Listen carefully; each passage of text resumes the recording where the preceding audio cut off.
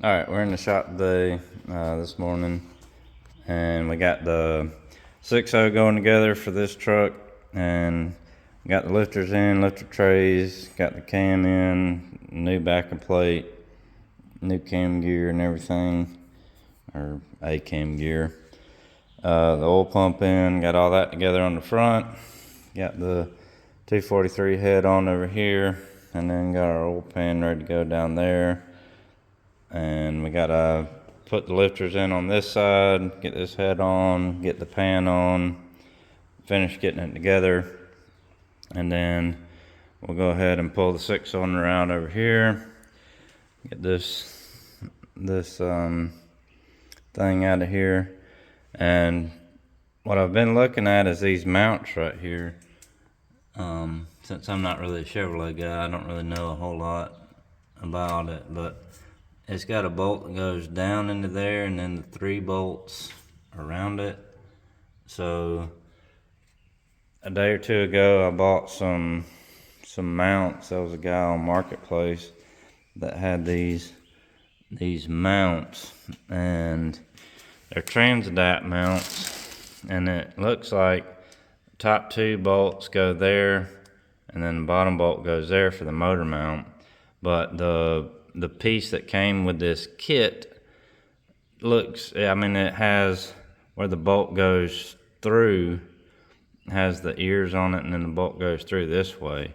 So I looked it up by the part number, and it says it fits these trucks, but again, the mount side doesn't look anywhere close to fitting this, because this has to have the stud going down through the hole in the mount, and you can see that step in that metal plate where it goes down. So I have no idea. I'm not familiar with these as I am with the other trucks, but I got this.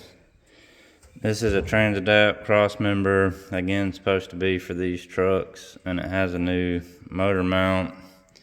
And then here's the this is what came in the kit. So it's got the 3 bolt holes, but then it's got these tabs on the side so the bolt goes through the middle. But again, there's nothing like that on this truck to where it would sit down in there and have the bolt go through it. So I have no idea, but I looked on the other truck, but I mean, they're both 6 cylinders. I don't know if the 8-cylinder mounts were different. I have no idea. So that's the only thing I can see, is that these 3 bolt holes hopefully are the same as that 6-cylinder mount, and will bolt onto here, and then that stud will go into the mount. So that's what I'm hoping. I have no idea, but you know, all you can do is try it. So almost got it together, and then we get the transmission off, get it rebuilt, and then see which converter I want to run. Again, I've got that's a 2700 stall out of the Trailblazer, and then we've got the Vigilante one out of the black truck. But you know, I want to make sure that the converter's okay before I try to run it in anything, because if it's got crap in it, I don't want to get transmission rebuilt and put crap through it. So I'm going to take all that to the trans guy, let him check all that out, and then hopefully get this thing together. I'm just going to take him all my 60 stuff that I've got. You can see there's a case, valve body down there, and then I've got a whole box of, there's another case and pump and 4L60 stuff right there. So, and plenty of intakes and other junk. So I'll get that to him.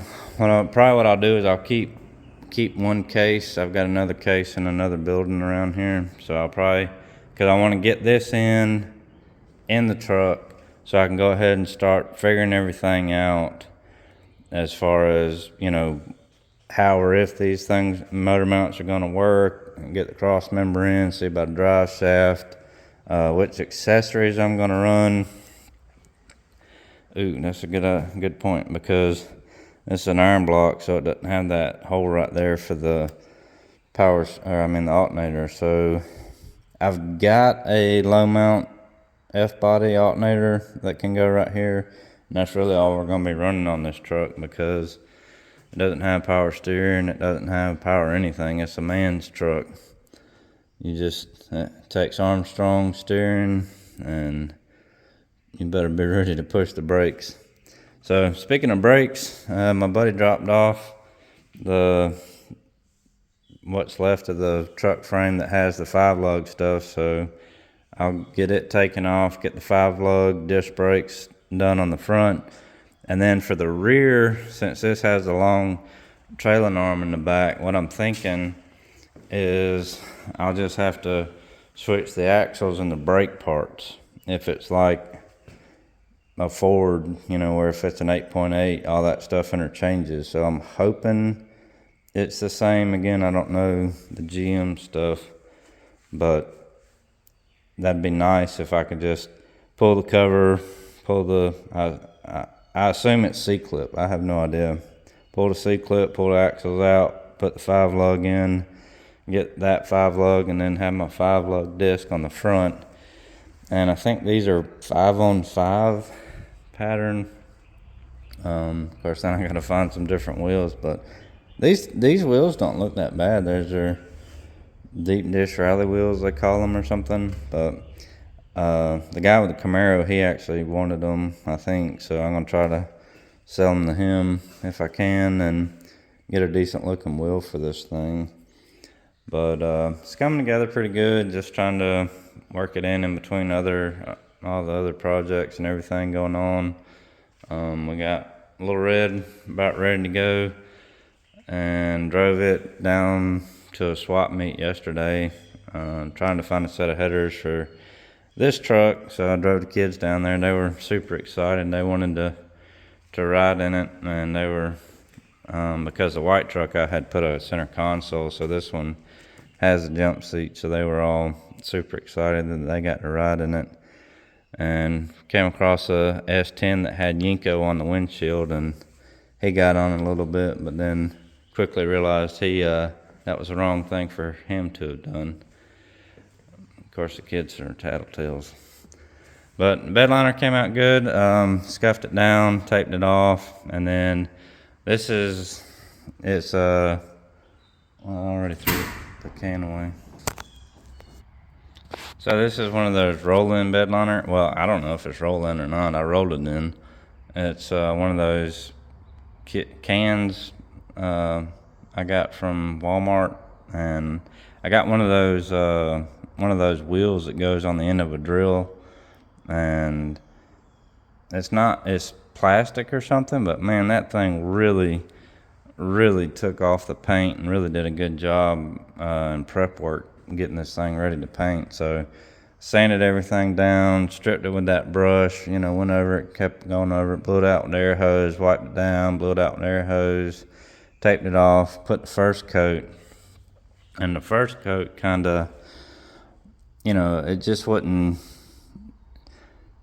it was like, saturated or whatever. So I just got it on there as best I could to get the first coat on, got it all in and done, and then let it dry, and then came out the second coat. The second coat went on so good because it had a little bit of that base to stick to. So it took two of those cans to do it, but I mean, man, it's got a nice grippy surface to it, so stuff won't slide around, and just looks so much better. And glad I got that done on it. And the truck, like I say, it ran and drove great. We drove it over 100 miles yesterday, and did fine, no issues, no problems. And like I say, the kids really enjoyed getting a ride in it. And I'm gonna miss it, but I can't keep all of them. I gotta start getting rid of some of these things, but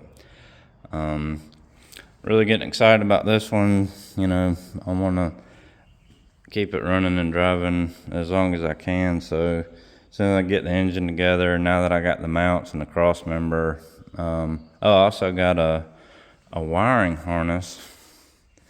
The guy that had the cross member and the motor mounts, we actually went to high school together, and coincidentally, he had a regular cab short bed step side truck when we were in high school. It was flat black. He and his brother both had one, and they had, small block Chevrolets in them and stuff, but he had one and sold it, and these were some parts he had left over, so I got this harness from him right here. But what's weird about it to me is that, oh, I don't want to scratch the paint. Better be careful. So, I don't know who did it. It's got the relays and all on it. Somebody built it. He paid somebody to build it, but, I gotta look up what these, I assume that's like the fan, one of the fans. Well, that's fuel pump. Green's typically fuel pump, but you figure that would come up here to one of these relays, right? Because one of the relays would go to fuel pump, and I don't know. I just don't know how they wired it. I'm gonna have to get my schematic out from lt1swap.com and go over this thing and figure it out. So the weird thing I'm seeing about it, and I assume that looks like the starter wire, right? Purple. It was purple, but typically that's the starter wire, and why would you have that so close to the computer? So I don't know. But anyway, so what I found weird about it is it's red and blue connector, but yet it's drive-by-wire. Drive-by-wire. So why would it be drive-by-wire? And this TAC module doesn't look like the ones I'm used to seeing. The plugs and all that, it just doesn't look right. But then that's mass airflow, 4L60 transmission, and why did they do that? People. Let's see, where's the other? Let's see where there. Okay, so that's your throttle body. Yeah, so it's got EV6 injectors on it, and then this is an 8-pin for the drive-by-wire. So I don't like drive-by-wire. If you watch any of my videos, I hate drive-by-wire, contrary to what one person says that I told them. I hate drive-by-wire. It's more problems than it's worth. So probably what I'll do is repin this, because I have a licensed computer already, this red and blue off of that white 1500 HD I did. So what I'll do is take that computer, and then unfortunately I'm going to have to segment swap it from a 4L80 to a 4L60. So I'll have to save that file, because when the 60 tears up and I go back to an 80. But yeah, so what I'll do is repin this for cable, drive-by cable, and get rid of this crap. So I'll use these wires to repin as IAC and TPS, and then just get rid of this garbage. And yeah, so I don't know, I probably shouldn't have bought it, but it was $100, and like I said, it already had EV6, which I'm a sucker for EV6 connectors. Most of the harnesses I have are the Multec truck stuff, so